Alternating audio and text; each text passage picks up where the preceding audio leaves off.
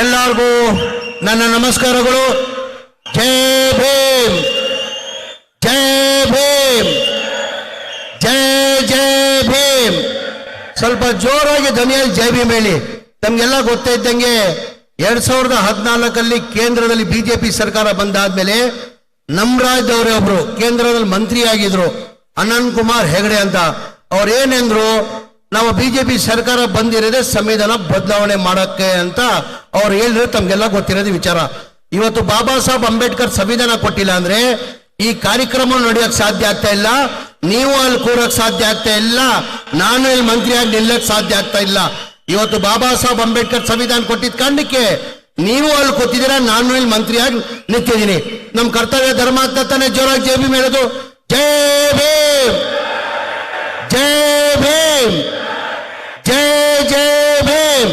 ವೇದಿಕೆ ಮೇಲೆ ಆಸೀನರಿರುವ ನಮ್ಮ ರಾಜ್ಯದ ಮುಖ್ಯಮಂತ್ರಿಗಳಾದಂತ ಮಾನ್ಯ ಸಿದ್ದರಾಮಯ್ಯ ಸಾಹೇಬ್ರೆ, ಇನ್ನೊಬ್ರು ನಮ್ಮ ಪಕ್ಷದ ಮುಖಂಡರು, ನಮ್ಮ ಪಕ್ಷದ ಅಧ್ಯಕ್ಷರು, ಉಪಮುಖ್ಯಮಂತ್ರಿಗಳಾದಂತ DK ಶಿವಕುಮಾರ್ ಸಾಹೇಬ್ರೆ, ಇನ್ನೊಬ್ರು ನಮ್ಮ ಪಕ್ಷದ ಮುಖಂಡರು, ನನ್ನ ಆತ್ಮೀಯರು, ಸಚಿವರಾದಂತ G ಪರಮೇಶ್ವರ್ ಅವರೇ, ನನ್ನ ಆತ್ಮೀಯರು, ಪಕ್ಷದ ಮುಖಂಡರಾದಂತ ಮಾಜಿ ಲೋಕಸಭಾ ಸದಸ್ಯರಾದಂತ DK ಸುರೇಶ್ ಅವರೇ, ನನ್ನ ಆತ್ಮೀಯ ಸ್ನೇಹಿತರು ಹೌಸಿಂಗ್ ಬೋರ್ಡ್ ಚೇರ್ಮನ್ ಆದಂತ ಶಿವಲಿಂಗೇಗೌಡ್ರೆ, ನಮ್ಮ ಪಕ್ಷದ ಮುಖಂಡರು ಆತ್ಮೀಯರಾದಂತ HM ರೇವಣ್ಣ ಅವರೇ, ನನ್ನ ಆತ್ಮೀಯ ಸ್ನೇಹಿತರು ಶಾಸಕರಾದಂತ ಶಿವಣ್ಣ ಅವರೇ, ನನ್ನ ಆತ್ಮೀಯ ಸ್ನೇಹಿತ ತಮ್ಮ ಆದಂತ ಶಾಸಕರಾದಂತ ಪ್ರಸಾದ್ ಅಬ್ಬಯ್ಯ ಅವರೇ, ಇನ್ನೊಬ್ರು ಆತ್ಮೀಯರು MLA ಆದಂತ ಕೃಷ್ಣಪ್ಪಣ್ಣ ಅವರೇ, ಆತ್ಮೀಯರು ನಮ್ಮ ಪಕ್ಷದ ಮುಖಂಡರಾದ MLA ಆದಂತ ಪೊನ್ನಣ್ಣ ಅವರೇ, MLC ಆದಂತ ರಾಮೋಜಿ ಗೌಡ್ರೆ, ಇನ್ನೊಬ್ರು ಆತ್ಮೀಯ ಸ್ನೇಹಿತರು MLC ಆದಂತ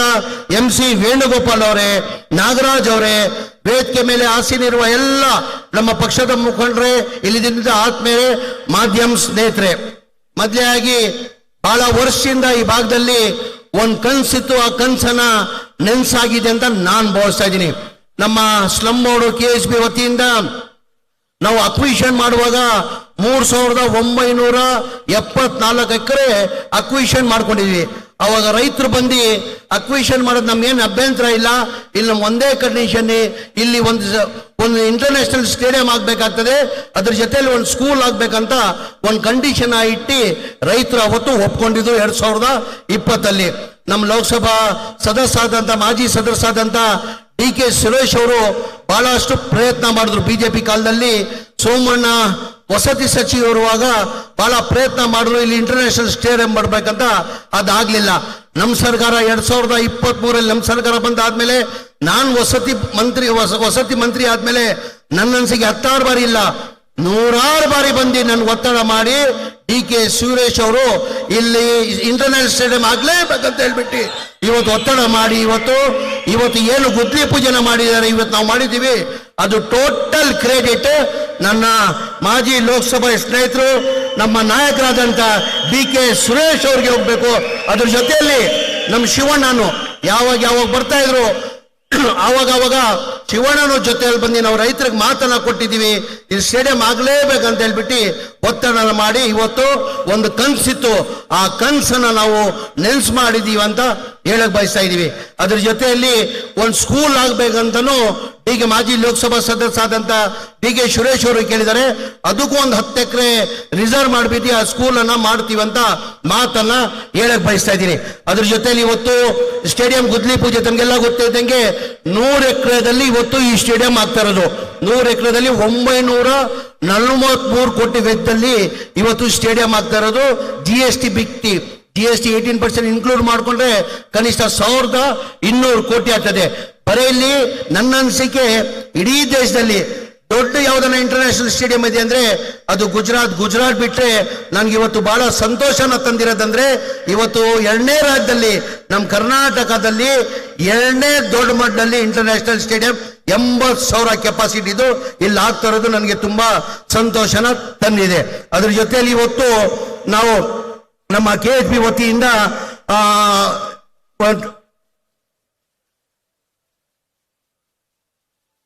KSB ವತಿಯಿಂದ ಟೋಟಲ್ 101 ಕೋಟಿದಲ್ಲಿ G 3 ಬೆಡ್ರೂಮ್ದು G+10 ಮತ್ತೆ G+5 ಟೋಟಲ್ 74 ಫ್ಲಾಟ್ ಮತ್ತೆ 200 ಒಟ್ಟಾಗಿ 100 ಚಿಲ್ಲರೆ ಫ್ಲಾಟ್ಗಳು 101 ಕೋಟಿ ವೆಚ್ಚದಲ್ಲೂ ಇವತ್ತು ಗುದ್ಲಿ ಪೂಜೆನ ಮಾಡಿದೀವಿ. ಬಹಳ ಜನ ಈಗ ನನ್ನ ಅನಿಸಿಕೆ ಇಲ್ಲಿ ಸೂರ್ಯ ಸಿಟಿದಲ್ಲಿ ನಮ್ಮ ಇದು 4ನೇ ಹಂತದಲ್ಲಿ 4 ಫೇಸ್ ಅಲ್ಲಿ ಟೋಟಲ್ ನಮ್ಮ ಸೈಡ್ ಇರೋದು 2,500 ಸೈಡ್ ಇದೆ. ಅದಕ್ಕೆ ನಮ್ಗೆ ಅಪ್ಲಿಕೇಶನ್ ಬಂದಿದೆ 16,000 ಅಪ್ಲಿಕೇಶನ್ಗಳು ಬಂದಿದೆ. 16,000 ಅಪ್ಲಿಕೇಶನ್ ಅಲ್ಲಿ ಮನೆ ಸುರೇಶ್ ಸಾಹೇಬ್ರು ಆನೇಕಲ್ ಶಿವಣ್ಣ ಅವರು ಬಹಳ ಸತಿ ಬಂದು ನಮ್ಗೆ ಕೇಳಿದ್ದಾರೆ, ಇಲ್ಲ ನೀವು ಲೋಕಲ್ ಅವ್ರನ್ನ ನೀವು ಕೊಡ್ಬೇಕಾಗ್ತದೆ. ಈಗ ಅಪ್ಲಿಕೇಶನ್ ಅಲ್ಲಿ ಆಚೆ ಅವ್ರು ಇನ್ವೆಸ್ಟ್ ಮಾಡೋರೆಲ್ಲ ಅಪ್ಲಿಕೇಶನ್ ಅನ್ನು ಹಾಕ್ಬಿಡ್ತಾರೆ. ದಯಮಾಡಿ ನಮ್ಮ ಲೋಕಲ್ ಅವ್ರಿಗೆ ಸೈಟ್ ಸಿಕ್ಕಲ್ಲ, ದಯಮಾಡಿ 50% ರಿಸರ್ವ್ ಇಟ್ಟಿದೆ ಅಂತ ಸುರೇಶ್ ಸಾಹೇಬ್ರು ಬಂದು ಬಹಳ ಸತಿ ಶ್ರೀನಿವಾಸ್ ಅವರು ಮತ್ತೆ ಶಿವಣ್ಣ ಅವರು ಬಹಳ ಕೇಳಿದ್ದಾರೆ. ಉದಾಹರಣೆ ಇಲ್ಲಿ 2,500 ಸೈಡ್ ಅಲ್ಲಿ ಶಿವಕುಮಾರ್ ಸಾಹೇಬ್ರು ಮಾತಾಡಬೇಕು, ನಾನು ಹೆಚ್ಚಾಗಿ ಮಾತಾಡಕ್ ಹೋಗಲ್ಲ. ತಮ್ಗೆಲ್ಲ ಗೊತ್ತೇ ಇದ್ದಂಗೆ ನಮ್ಮ ಸರ್ಕಾರ 3 ವರ್ಷ ಬಂದಾದ್ಮೇಲೆ ನಾವೇನೇನ್ ಮಾಡಿದ್ವಿ ಅಂತ ತಮ್ಗೆಲ್ಲರಿಗೂ ಗೊತ್ತಿರೋದೇ ವಿಚಾರ. ಈಗ ಉದಾಹರಣೆ ನಾನು ಒಂದು 5 ನಿಮಿಷ ಸಮಯ 5 ನಿಮಿಷ ಆಗಿ ನಾನು ಹೇಳಲೇಬೇಕಾಗ್ತದೆ. ನಮ್ಮ ಸರ್ಕಾರ ಬಂದಾದ್ಮೇಲೆ ನಾನು ವಸತಿ ಆದ್ಮೇಲೆ ಹೇಳ್ಬೇಕಾದ್ರೆ ಕನಿಷ್ಠ 2 ಗಂಟೆ ಬೇಕಾಗ್ತದೆ. ತಮ್ಮ ಸ್ಲಮ್ ಬೋರ್ಡ್ದು ತಮ್ಗೆಲ್ಲ ಗೊತ್ತಿರೋದೇ ವಿಚಾರ. ಈಗ ಬೆಂಗಳೂರು ಎಷ್ಟು ಎತ್ತರದಲ್ಲಿ ಬೆಳೆದಿದೆ ತಮ್ಗೆಲ್ಲ ಗೊತ್ತಿರೋದೇ ವಿಚಾರ. ಹಿಂದಿನ ಸರ್ಕಾರದಲ್ಲಿನೇ ಸಿದ್ದರಾಮಯ್ಯ ಸಾಹೇಬರು ಮುಖ್ಯಮಂತ್ರಿ ಇರುವಾಗ 1 lakh ಹೌಸಿಂಗ್ ಸ್ಕೀಮ್ ಅಂತ ಮಾಡಿ 1,028 ಎಕರೆ ರಾಜೀವ್ ಗಾಂಧಿಗೆ ಹ್ಯಾಂಡ್ ಓವರ್ ಮಾಡಿದ್ರು. ಹಿಂದಿನ ಸರ್ಕಾರದಲ್ಲಿ ಸಿದ್ದರಾಮಯ್ಯ ಸಾಹೇಬ್ರೆ ಮುಖ್ಯಮಂತ್ರಿ ಇರುವಾಗ 1,028 ಎಕರೆ ಹ್ಯಾಂಡ್ ಓವರ್ ಮಾಡಿದ್ರು. ಕಾರಣ ಅಂದ್ರೆ ಬೆಂಗಳೂರು ಬಹಳ ಎತ್ತರದಲ್ಲಿ ಬೆಳೆದಿದೆ. ಪಾಪ ಬೀದಿ ವ್ಯಾಪಾರ ಮಾಡೋರು, ಆಟೋ ಚಾಲಕರು ಮಾಡೋರು, ಬಡವರು ಇದ್ದಾರೆ, ಅವ್ರಿಗೆ ಒಂದು ಸ್ವಂತ ಮನೆ ಆಗ್ಬೇಕಂತ ಹೇಳ್ಬಿಟ್ಟು 6 ಲಕ್ಷನ ನಿಗದಿ ಮಾಡಿ 1,028 ಎಕರೆ ಜಗಾನ ಕೊಟ್ಟಿದ್ರು. ಅವಾಗ ಗುದ್ಲಿ ಪೂಜೆ ಮಾಡಿ 50,000 ಟೆಂಡರ್ ಕರೆದಿ 50,000 ಮನೆಗಳು ಕಟ್ಟದ ಚುರುವನ್ನ ಮಾಡಿದ್ವಿ ನಾವು. ನಮ್ಮ ಇದೇ 6,000 ನಿಗದಿ ಮಾಡಿ ನಾವು ಕೇಂದ್ರ ಸರ್ಕಾರದಿಂದ 1.5 ಲಕ್ಷ ಕೊಡ್ತಾರೆ. ನಮ್ಮ ಸ್ಟೇಟ್ ಗೌರ್ಮೆಂಟ್ ಇಂದ 1,20,000 ಜನರಲ್ ಕೊಡ್ತೀವಿ, 2 ಲಕ್ಷ SC ST ಕೊಡ್ತೀವಿ.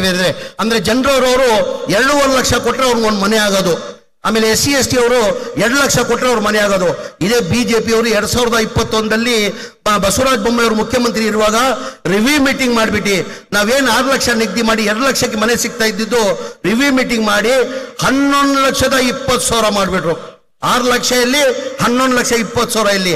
ಅಂದ್ರೆ 2 ಲಕ್ಷ ಕೊಟ್ಟವರು 8.5 ಲಕ್ಷ ಕಟ್ಟಬೇಕಾಗಿತ್ತು. ಹಾಗಾಗಿ ಬಡವರು ಪಾಪ ದುಡ್ಡು ಕೊಡಕ್ ಸಾಧ್ಯ ಆಗಲ್ಲ. ಸಿದ್ದರಾಮಯ್ಯ ಸಾಹೇಬರು ಮುಖ್ಯಮಂತ್ರಿ ಆದ್ಮೇಲೆ ನಾವು ಯಾರು ಹೇಳಿಲ್ಲ, ಅವರಾಗ ಅವರು ಒಂದು ನನ್ ಕೇಳಿದ್ರು, ವಸತಿ ನಾನು 1 ಲಕ್ಷ ನನ್ನ ಕನ್ಸಿತ್ತು, ಅದು ಆ ಕನ್ಸು ಏನಾಯ್ತು ಕಣೋ, ಆ 1 lakh ಹೌಸಿಂಗ್ ಸ್ಕೀಮ್ದು ಯಾವ ಸ್ಟೇಜ್ ಅಲ್ಲಿ ಇದೆ ಅಂದೆ.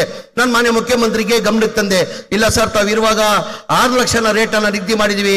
ಈ ಬಿಜೆಪಿ ಸರ್ಕಾರದಲ್ಲಿ ಬಸವರಾಜ ಬೊಮ್ಮಾಯಿ ಅವರು 2020 ಬಂದು 11,20,000 ಮಾಡಿದ್ರು, ಈಕ್ವಲ್ ಟು ಡಬಲ್ ಮಾಡಿಬಿಟ್ಟಿದ್ದಾರೆ. 8.5 ಲಕ್ಷ ಯಾಕೋ ಕೊಡಕ್ಕೆ ಬಡವರು ಕೊಡಕ್ಕೆ ಸಾಧ್ಯ ಆಗ್ತಾ ಇಲ್ಲ. ನಾವು ಯಾರೂ ಕೇಳಿಲ್ಲ. ಯಾವ್ದು ಬಿಜೆಪಿ MLAಗಳು ಬಂದಿದ್ರು, ನಾವೆಲ್ಲ ಹೋಗಿದ್ವಿ. ಮನೆ ಮುಖ್ಯಮಂತ್ರಿನೇ ತೀರ್ಮಾನ ಮಾಡಿ ಇಲ್ಲ ಬಡವರು 8.5 ಲಕ್ಷ ಕೊಡಕ್ ಸಾಧ್ಯ ಆಗಲ್ಲ, ಅವ್ರ ಸರ್ಕಾರ ವತಿಯಿಂದ 1 ಲಕ್ಷ ಕಡಿಮೆ ಮಾಡ್ತೀನಿ ಅಂತ ಕ್ಯಾಬಿನೆಟ್ ಅಲ್ಲಿ ತಂದು ಮನೆ ಮುಖ್ಯಮಂತ್ರಿಗಳು ಕಡಿಮೆ ಮಾಡಿದ್ರು. ಅದ್ರ ಜೊತೆಯಲ್ಲಿ ನೀನು 5 ಲಕ್ಷ ರೂಪಾಯಿ ಲೋನ್ ತಗೊಂಡು ಅವ್ರು ಬರೀ 2 ಲಕ್ಷ ಕೊಡ್ಬೇಕು, ಅವ್ರಿಗೆ ಮನೆಗಳು ಕೊಡ್ಬೇಕಂತ ಮನೆ ಮುಖ್ಯಮಂತ್ರಿಗಳು ಸೂಚನೆ ಕೊಟ್ಟರು. ನಾನು ಬಹಳಷ್ಟು ನ್ಯಾಷನಲೈಸ್ ಬ್ಯಾಂಕ್ ಅವ್ರನ್ನ ಕರೆದಾದ್ಮೇಲೆ ಬಹಳಷ್ಟು 16 ಬಾರಿ ಮೀಟಿಂಗ್ ಮಾಡಿದೆ. ಆ ಸಿಬಿಲ್ ಇಲ್ಲ ಕಾರಣಕ್ಕೆ ನ್ಯಾಷನಲೈಸ್ ಬ್ಯಾಂಕ್ ಅವ್ರು ಮುಂದೆ ಬರ್ತಾ ಇಲ್ಲ. ಮನೆ ಮುಖ್ಯಮಂತ್ರಿ ಗಮನಕ್ಕೆ ತಂದೆ ನಾನು, ಸರ್ ನ್ಯಾಷನಲೈಸ್ ಬ್ಯಾಂಕ್ ಅವ್ರು ಸಿಬಿಲ್ ಇಲ್ಲ, ಸಣ್ಣ ಪುಟ್ಟ ಲೋನ್ ತಗೊಂಡಿರ್ತಾರೆ, ಮೋಟಾರ್ ಬೈಕ್ ಅವರು ಮತ್ತೊಂದಕ್ಕೆ ಲೋನ್ ತಗೊಂಡಿರ್ತಾರೆ, ಆ ಸಿಬಿಲ್ಗೆ ಅವ್ರು ಸಿಗ್ತಾ ಇಲ್ಲ. ಆ ಕಾರಣಕ್ಕೆ ನ್ಯಾಷನಲೈಸ್ ಬ್ಯಾಂಕ್ ಯಾರು ಮುಂದೆ ಬರ್ತಾ ಇಲ್ಲ ಸರ್. ಈಗ ನ್ಯಾಷನಲೈಸ್ ಬ್ಯಾಂಕ್ ಅಲ್ಲಿ ಲೋನ್ ತಗೊಂಡ್ರೆ 7-8% ಆಗ್ತದೆ. ಅವ್ರ EMI ಬಂದು ತಿಂಗಳಿಗೆ 5,000 ರೂಪಾಯಿ ಆಗ್ತದೆ.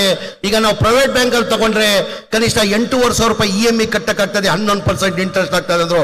ಮನೆ ಮುಖ್ಯಮಂತ್ರಿಗಳು ರಿವ್ಯೂ ಮೀಟಿಂಗ್ ಮಾಡಿ ನಿನ್ ಕ್ಯಾಬಿನೆಟ್ ತಗೊಂಡ್ಬಾ, ಅದೇನಿದೆ ನ್ಯಾಷನಲೈಸ್ ಬ್ಯಾಂಕ್ ಅಲ್ಲಿ ಅಷ್ಟೇ ಇಂಟ್ರೆಸ್ಟ್ ಅವ್ರು ಕೊಳ್ಳಿ, ಪ್ರೈವೇಟ್ ಬ್ಯಾಂಕ್ ಅಲ್ಲಿ ಲೋನ್ ತಗೊಂಡು 5 ಲಕ್ಷ ಅವ್ರು ಮಾಡಿಕೊಡು, ಮಿಕ್ಕಿದ ಹಣ ಸರ್ಕಾರ ಕೊಡ್ತದಂತ ಮನೆ ಮುಖ್ಯಮಂತ್ರಿ ತಂದು ಕ್ಯಾಬಿನೆಟ್ ಅಲ್ಲಿ ಅಪ್ರೂವ್ ಮಾಡಿದ್ರು. ಏನಕ್ಕಪ್ಪ ಬಿಜೆಪಿ ಅವ್ರು ಮಾಡಕ್ ಸಾಧ್ಯ ಆಗಿಲ್ಲ. ನಾನು ರಿಪೀಟ್ ಮಾಡಕ್ ಹೋಗಲ್ಲ, ತಮ್ಗೆಲ್ಲ ಗೊತ್ತೇ ಇದ್ದಂಗೆ ಸ್ಲಮ್ ಬೋರ್ಡ್ ಅಲ್ಲಿ 1,80,000ದಲ್ಲಿ ನಾವು 3 ವರ್ಷದಲ್ಲಿ 80,000 ಮನೆಗಳು ಕೊಟ್ಟಿದ್ದೀವಿ. ಮೊದಲೇ ಹಂತದಲ್ಲಿ 2024 KR ಪುರಂ ಅಲ್ಲಿ ಕಾರ್ಯಕ್ರಮ ಮಾಡಿ 36,789 ಮನೆ ಕೊಟ್ಟಿವಿ. ಇದೇ ವರ್ಷದಲ್ಲಿ ಹುಬ್ಳಿದಲ್ಲಿ ಕಾರ್ಯಕ್ರಮ ಮಾಡಿ 42,345 ಮನೆ ಕೊಟ್ವಿ. ಏನಿಗೆ ಬಿಜೆಪಿ ಅವ್ರು ಕೊಡಕ್ ಸಾಧ್ಯ ಆಗಿಲ್ಲ, ಏನಿಗೆ ಜನತಾದಳ ಅವ್ರು ಕೊಡಕ್ ಸಾಧ್ಯ ಆಗಿಲ್ಲ. ಅವಾಗ ಯಾವ ಗ್ಯಾರಂಟಿನೂ ಇರ್ಲಿಲ್ಲ ಅವ್ರಿಗೆ. ನಾವು ಚುನಾವಣೆ ಟೈಮಲ್ಲಿ ಘೋಷಣೆ ಮಾಡಿರ್ಲಿಲ್ಲ ಈ ತರ ಮನೆ ಸರ್ಕಾರ ವತಿಯಿಂದ 4 ಲಕ್ಷ ಕಟ್ಕೊಡ್ತೀವಿ ಅಂತ ನಾವು ಘೋಷಣೆ ಮಾಡಿಲ್ಲ. ಬರೇ ಬಡವರು ಬೀದಿಯಲ್ಲಿದ್ದಾರೆ, ಕಷ್ಟದಲ್ಲಿದ್ದಾರೆ ಅಂತ ಹೇಳ್ಬಿಟ್ಟು ಮಾನ್ಯ ಮುಖ್ಯಮಂತ್ರಿಗಳು ಉಪಮುಖ್ಯಮಂತ್ರಿಗಳು ತೀರ್ಮಾನ ಮಾಡಿ 7,400 ಕೋಟಿ ಬರೇ ಸ್ಲಮ್ ಬೋರ್ಡ್ ಕೊಟ್ಟಿದ್ದಾರೆ. ಒಟ್ಟಾಗಿ ನನ್ನ ಇಲಾಖೆಗೆ ಈ 1 ಲ್ಯಾಕ್ ಹೌಸಿಂಗ್ ಇವೆಲ್ಲ ಸೇರ್ಕೊಂಡು 10,000 ಕೋಟಿಯನ್ನ ಎಕ್ಸ್ಟ್ರಾನ ದುಡ್ಡು ಕೊಟ್ಟಿದ್ದಾರೆ. ದಯಮಾಡಿ ಇದೆಲ್ಲ ತಾವು ಅರ್ಥ ಮಾಡ್ಕೊಳ್ಬೇಕಾಗ್ತದೆ. ನನ್ನ ವಸತಿ ಮಂತ್ರಿ ಮಾಡಿ ಇಂಥ ಒಳ್ಳೆ ಕಾರ್ಯಕ್ರಮನ ಮಾನ್ಯ ಮುಖ್ಯಮಂತ್ರಿಗಳು ನಾನು ಮಾಡಿಕೊಟ್ಟಿದ್ದಕ್ಕೆ ಅವ್ರ ಹೃದಯದಿಂದ ನಾನು ಧನ್ಯವಾದಗಳು ಸಲ್ಲಿಸಿ, ಪಾಪ ತಾವು ಬಹಳ ಖಾತ್ರಿಯಿಂದ ಉಪಮುಖ್ಯಮಂತ್ರಿಗಳು ಮತ್ತೆ ಮುಖ್ಯಮಂತ್ರಿಗಳು ಮಾತು ಕೇಳಕ್ತಾ ಕಾಯ್ತಾ ಇದ್ದೀರಾ. ನಾನು ಹೆಚ್ಚಾಗಿ ಮಾತಾಡೋಕೆ ಹೋಗಲ್ಲ.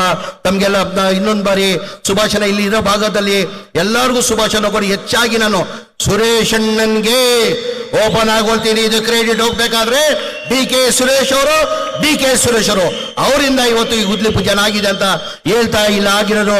ಇಲ್ಲೆಲ್ಲ ಪಾಪ ನಮ್ಮ ಅಧಿಕಾರಿಗಳು ಮತ್ತೆ ಪೊಲೀಸ್ ಸಿಬ್ಬಂದಿಗಳಿಗೆಲ್ಲ ನಾನು ಅಭಿನಂದನೆ ಸಲ್ಲಿಸಿ ಅವರಿಗೆ ಥ್ಯಾಂಕ್ಸ್ ಅನ್ನ ಹೇಳಿ ನನ್ಗೆ 2 ಮಾತಾಡೋಕೆ ಅವಕಾಶ ಕೊಟ್ಟಿದ್ದು ನಾನು ಮಾತು ಮುಗಿಸ್ತೀನಿ. ಜೈ ಹಿಂದ್, ಜೈ ಕರ್ನಾಟಕ, ಜೈ ಕಾಂಗ್ರೆಸ್. ಸ್ವಂತ ಸೂರು ಕನಸು ಕಂಡಂತಹ ಬಡ ಜನರಿಗೆ ಸೂರು ಕಲ್ಪಿಸಿ